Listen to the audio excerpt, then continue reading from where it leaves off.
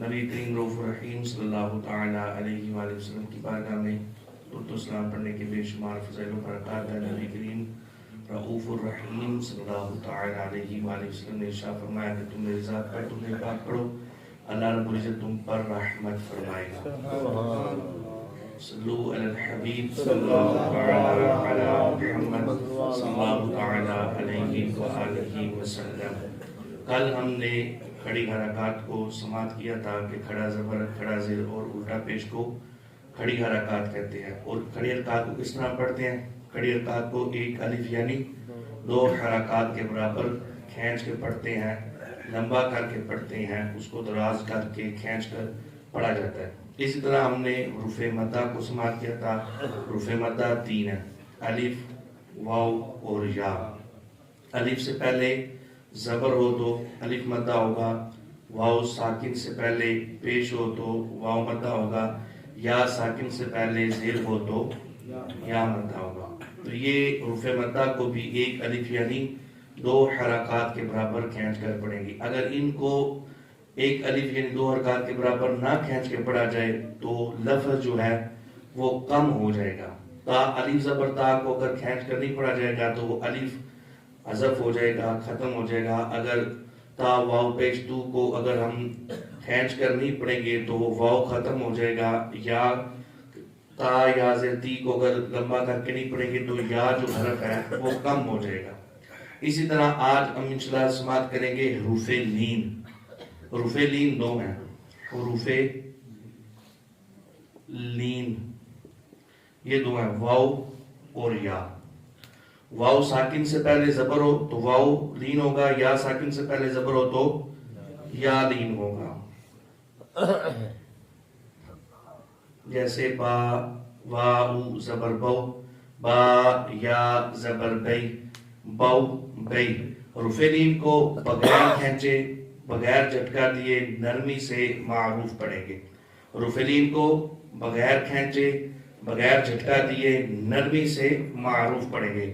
با واو زبر بو، اس کو لمبا نہیں کرنا، بو نہیں کرنا، یا بی نہیں کرنا، لمبا نہیں کرنا، بو بی۔ اس کا جھٹکا بھی دے کر اس کو نہیں پڑھنا بلکہ نرمی سے پڑھنا ہے۔ با واو زبر بو، با یا زبر بی، بو بی۔ اسی طرح تا واو زبر تو، تا یا زبر تی، تو تی۔ تھا واو زبر ثو، تھا یا زبر ثی، ثو ثی۔ اسی طرح جیسے جیسے پھر وہ جس کی ادائیگی ہوگی حرف کو اس ادائیگی کے ساتھ ہا واو زبر حو، ہا یا زبر حی، حو حی۔ آگے خا آتا ہے، خا حروف مستعلیہ میں سے اس کو پر پڑھنا ہے۔ خا واو زبر خو، خا یا زبر خی، خو خی، پور کر کے۔ تو اس طرح یہ حروف لین ہے۔ حروف مدہ بھی پڑھ لی ہم نے، حروف لین بھی پڑھ لی۔ اب وہ جو لحن جلی کی تین اقسام تھی، حرکات کو بدل دینا، زبر کو پیش، پیش کو زبر کر دینا، یا متحرک کو ساکن، ساکن کو متحرک کر دینا، اس سے بھی ہم بچ گئے۔ اور دوسرا لفظ کو تبدیل کر دینا حروف ترجیح پڑھنے کے بعد، وہ بھی ہماری غلطی درست ہو گئی۔ اس کے بعد لفظ کو گھٹا دینا یا بڑھا دینا، یہ دو قسمیں تھی۔ تو چار قسمیں ہم نے لحن جلی کی درست کر لی ہیں۔ اس کی مثال پڑھتے ہیں۔ ہمارے یہاں پر عمومی طور پر حروف مدہ اور لین ان میں بڑی غلطی ہوتی ہے۔ جیسے قرآن پاک میں لفظ استعمال ہوا ہے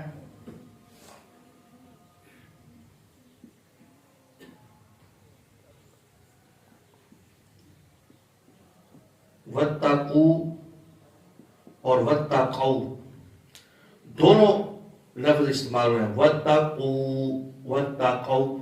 اب اکثر طور پر لوگوں کی زبان پر وَاتَّقُوا کا تلفظ جو بیٹھا ہوتا ہے، تو جہاں پر وَاتَّقَوْا آتا ہے نا تو وہاں پر بھی وَاتَّقُوا ہی پڑھ دیتے ہیں۔ جیسے الفاظ لفظ آتا ہے، اکثر طور پر قرآن سنتے ہیں تو یہ الفاظ ہمارے سامنے آتا ہے، یہ غلطی عمومی طور پر ہوتی ہے عَصَوْا، اب اس کو عَصُو پڑھ دیتے ہیں لوگ، توجہ نہیں کرتے۔ تو لحن جلی کی وہ قسم یہاں پر پائے گی کہ حرکات کو بدل دینا، جس کی مثال میں نے انعمتا اور انعمتو کے ساتھ دی تھی کہ زبر کو زیر کو پیش پر دینا۔ ابتقو اور واتقو، ان میں اگر فرق نہیں کریں گے تو یہ حرف بدل جائے گا، تبدیل ہو جائے گا، وہ ہماری غلطی ہوگی جو حرکات کو تبدیل کرنے سے واقع ہوتی ہے۔ تو یہ الفاظ جو ہے ہمیں بڑی توجہ کے ساتھ قرآن کو پڑھنا پڑے گا کہ حروف لین ہو رہا ہے یا حروف مدہ ہو رہا ہے۔ اب یہاں پر کیا ہو رہا ہے؟ حروف لین ہو رہا ہے یا حروف مدہ ہو رہا ہے؟ حروف مدہ۔ واو ساکن سے پہلے پیش ہے، واو ہے جزم ہے، واو ساکن ہو گیا، اس کے پیچھے پیش ہے، تو اس کو کیسے پڑھنا ہے؟ کھینچ کے، واتقو لمبا کر کے۔ اور یہ حروف لین میں سے ہے، واو ساکن ہے، اس سے پہلے زبر ہے، واتقو واتقو اور واتقو، اس میں فرق ہے۔ تو یہ ہم نے اس کو توجہ کے ساتھ جو ہے وہ پڑھنا ہے۔ اس کی ایک دو مثالیں اور ہم سماعت کر لیتے ہیں تاکہ ان الفاظ کے فرق کو ہمیں سمجھ آ جائے۔ جیسے ایک لفظ لکھتا ہوں جس میں تینوں حروف مدہ آ جائیں گے۔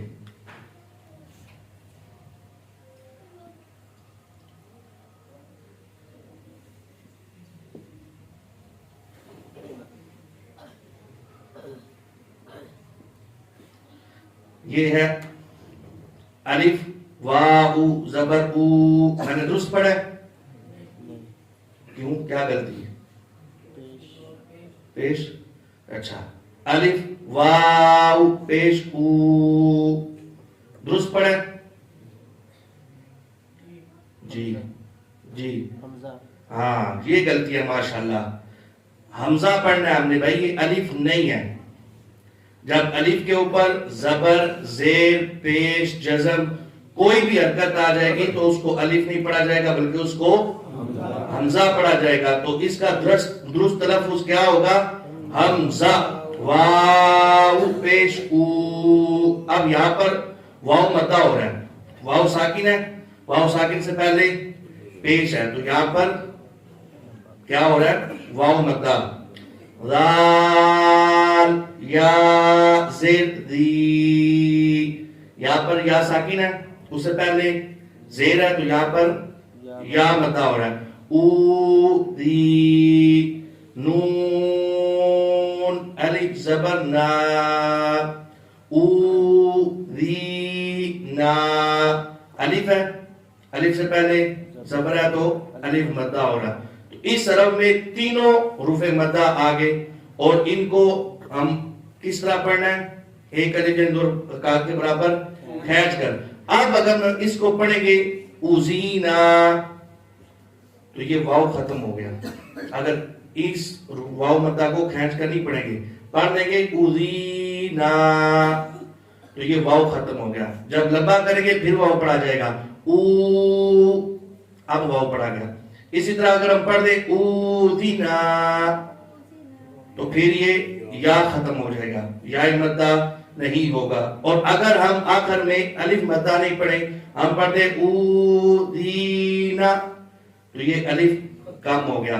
تو یہ حروف مدہ کو کھینچ کر پڑھنا پڑے گا، اگر نہیں کھینچ کر پڑھیں گے تو قرآن کا وہ لفظ ہم نے ختم کر دیا، لفظ کو گھٹا دیا، جو کہ لحن جلی کی ایک قسم تھی جو کہ حرام تھی۔ تو جب بھی ہم نے دیکھنا ہے کہ واو یا ساکن ہوں گے، اس سے پہلے دیکھنا ہے اگر پیش زیر ہو تو واو مدہ یا مدہ ہوگا، اور اگر زبر ہوگا تو لین ہوگا، ان کو کھینچ کر نہیں پڑھنا۔ جیسے ایک اور لفظ ہم پڑھتے ہیں،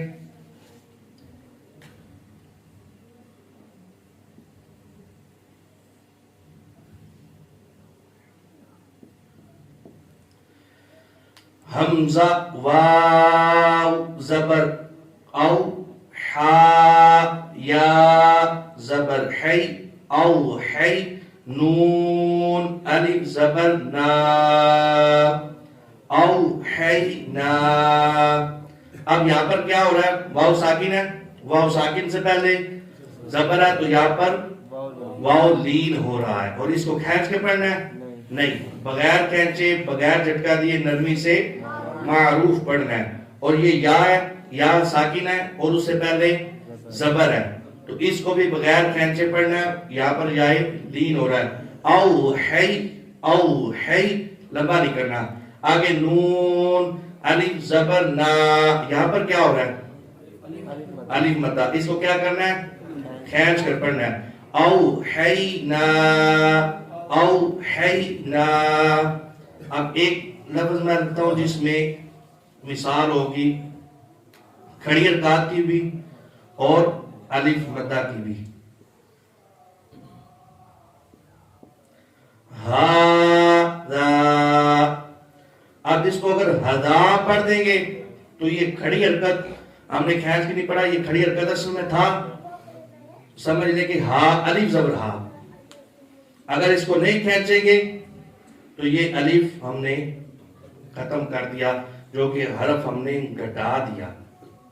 جو لحن جلی واقع ہوگی نماز میں ہوگی تو اکثر طور پر نماز بھی فاسد ہو جائے گی، اور اگر قرآن میں ہم اس طرح پڑھیں گے تو یہ حرام ہوگا اور پڑھنے والا بندہ گناہ گار ہوگا. تو یہ کھڑی حرکات کو بھی ایک الف یعنی 2 رکعت کے برابر کھینچ کے پڑھنا ہے. تو یہ کس طرح پڑھا جائے گا؟ ہا ذا. اس کو کھینچ کر پڑھیں گے. حروف مدہ کھڑی حرکات کو کھینچ کے پڑھیں گے، اور حرکات کو کس طرح پڑھیں گے؟ زبر زیر پیش کو بغیر کھینچے بغیر جھٹکا دیے معروف پڑھیں گے. تو یہ چند ایک مثالیں تھی جو ہم نے سماعت کی. حروف مدہ کو کھینچ کے پڑھنا ہے، حروف لین کو بغیر کھینچے پڑھنا ہے. اب یہاں پر ایک لفظ میں اور لکھتا ہوں،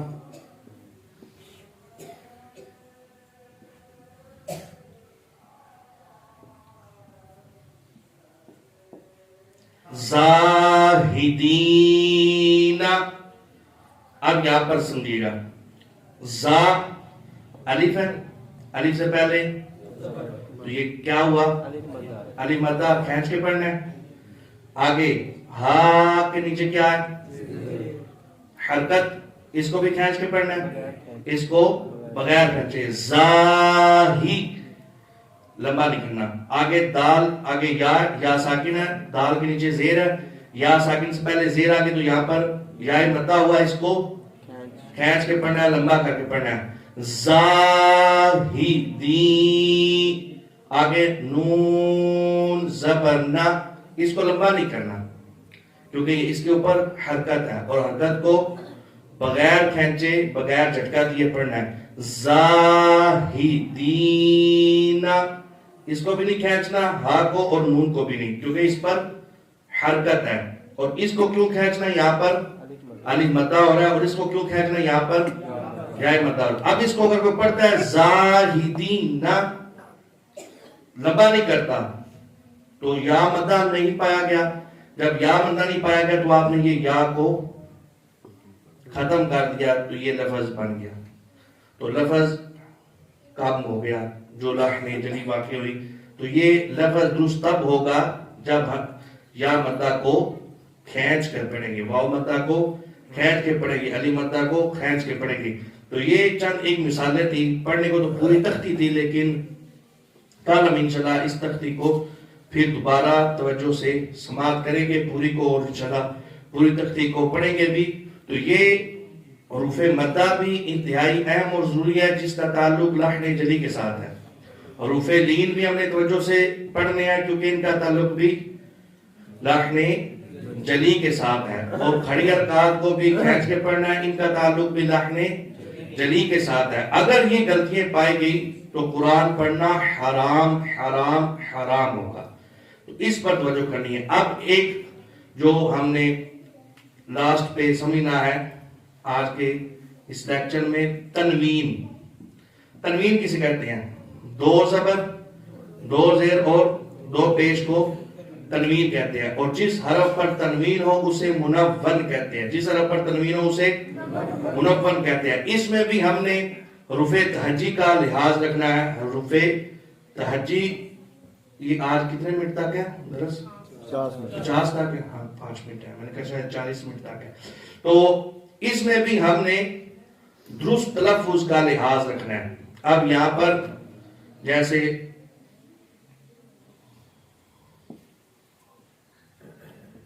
خا رفع مستعلیہ میں سے ہے. خا دو زبر خن، خا دو زیر خن، خا دو پیش خون، خن خن خون. پور پڑھنا ہے کیونکہ رفع مستعلیہ میں سے ہے. اگر زا ہوگا یہاں پر تو اس کو سیٹی کے ساتھ سختی کے ساتھ زا دو زبر زن، زا دو زیر زن، زا دو پیش زن، زن زن زن. اگر دال ہوگا تو نرمی کے ساتھ دال دو زبر دن، دال دو زیر دن، دال دو پیش رن، رن رن رن. نرمی کے ساتھ اس کو ادا کرنا ہے. تو رفع تہجی کا جب ہم خیال رکھیں گے تو یہ ہماری تنوین بھی درست ہوگی. اب یہاں پر آپ کو تھوڑا سا فرق اس میں نظر آ رہا ہوگا کہ جب میں نے تنوین پر یہ لکھا ہے تو یہاں پر صرف خا لکھا ہوا ہے اور یہاں پر بھی صرف خا لکھا ہوا ہے اور اس پر الف بھی لکھا گیا ہے. ایسے ہی ہے. لیکن تنوین کو جب جوڑ کے ساتھ پڑھیں گے تو یہ الف نہیں پڑھا جائے گا. صرف اس طرح جوڑ کریں گے خا دو زبر خن. یہ الف کیوں لکھا گیا ہے؟ یہ بہت ہی زیادہ عام غلطی پائی جاتی ہے. اکثر لوگوں کو جو ہے وہ اس کی طرف توجہ نہیں ہوتی اور یہ غلطی پائی جاتی ہے. یہ خا کے آگے الف لکھنے کا کیا مقصد ہے؟ جب بھی ہم وقف کریں گے نا کسی لفظ پر اور اس لفظ کے آخر میں تنوین ہوگی دو زبروں والی. کون سی تنوین ہوگی؟ تو ان دو زبروں میں سے وقف کی صورت میں، رکنے کی صورت میں، جیسے آیت پہ ہم رکتے ہیں، وقف کی صورت میں، رکنے کی صورت میں ایک زبر ختم ہوگی اور ایک زبر باقی رہے گی. ایک زبر ختم ہوگی اور ایک باقی رہے گی. اور جیسے دو زیریں اگر ہو تو دونوں زیریں ختم ہو جائیں گی وقف کی صورت میں. اگر دو پیشیں ہوں گی تو دونوں پیشیں بھی ختم ہو جائیں گی، یعنی تنوین ختم ہو جائے گی سمجھانے کے لیے. تو یہ فرق ہم نے واضح رکھتا ہے. جیسے لاسٹ میں قرآن کے لفظ آیا منیرن، تو اب ہم نے اگر اس کو وقف کی صورت میں پڑھنا ہے تو منیر پڑھا جائے گا؟ نہیں، ایک زبر پڑھی جائے گی. وقف کی صورت میں دو زبروں میں سے ایک زبر ختم ہوتی ہے، اس کو پڑھا جائے گا منیرا. یہ وقف کی صورت ہے. تو دو زبروں اس لیے یہ الف لکھا جاتا ہے کہ اس کی وقف کی صورت میں ایک زبر ختم ہوتی ہے، ایک زبر باقی رہتے ہیں. جیسے اگر آخر میں ہے منیرن، اب یہ وقف کی صورت میں کیا ہوگا؟ منیر. دونوں زیریں ختم ہو جائیں گی. اور اگر لاسٹ میں منیرن ہوگا تو اب وقف کی صورت میں کیا ہوگا؟ منیر. وقف کی صورت میں دو زبروں میں سے ایک زبر پڑھی جائے گی، دو زیر میں سے دونوں زیریں ختم ہوں گی، دو پیش میں سے دونوں پیشیں ختم ہوگی. جب دو زبریں ہوں گی وقف کی صورت میں تو اس صورت میں ایک زبر پڑھی جائے گی، دونوں زبریں ختم نہیں ہوگی. آپ جب تنوین کی تختی دیکھیں گے تو آپ کو ہر دو زبروں کے بعد یہ تا لکھا ہے، آگے الف ہے، یہ توئیں لکھا ہے، اس کے الف ہے، زے لکھا ہے، آگے الف ہے. تو یہ الف لکھنے کا مقصد یہ ہوتا ہے. جیسے لاسٹ مثال ہم پڑھتے ہیں، لفظ آخر میں ہے بشیرن. اب اس کو آگے آیت آگے یہاں پر ہم نے رکنا ہے تو اس کو پڑھا جائے گا بشیرا.